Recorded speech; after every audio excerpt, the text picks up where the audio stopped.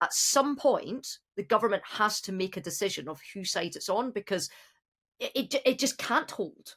It felt to me, to be honest, like a prime minister that's doing his level best to influence events, but he and other leaders are surplus to Trump's requirements. For now, because the next thing that strikes me is, Khomeini is going to have to respond, and it's what is that response going to be? And there's a lot of speculation from better military analysts than any of us about whether that's going to be an American base that's based in the Middle East, whether it's going to be, what they've got in Bahrain, whether it's going to be their naval base out at sea, whether they're going to sow sea mines in strategic straits, like what it is going to be.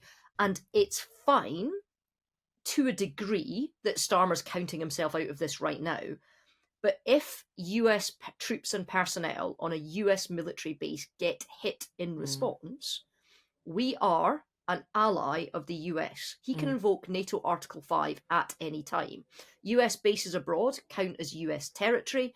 He's got can't sit on the fence forever.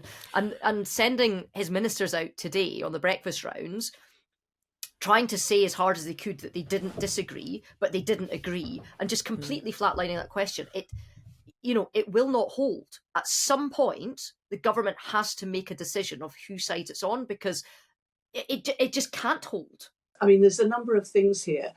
I mean, sometimes in government, you can have views and you can have knowledge, but you just can't say them, because what you've got to do is be in a position to act, and you mustn't do or say anything which undermines your position to actually go forward in the way that you want things to. You do, as government, have to forbear from saying something, not because you don't know the answer or because you don't have a view, but because the answer wouldn't actually help.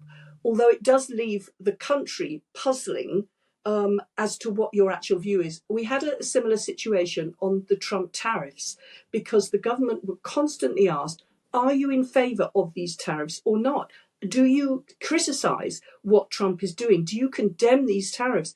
And it was absolutely evident, bearing in mind that our number one priority, well, after defence and security, is economic growth, that the government was very concerned indeed that these tariffs would inhibit growth. But their main concern was not to comment on that, but to get a trade deal. And therefore, criticising Trump and saying we don't agree with these tariffs might well have made it more difficult to get to where we wanted to do, which is to get a trade deal.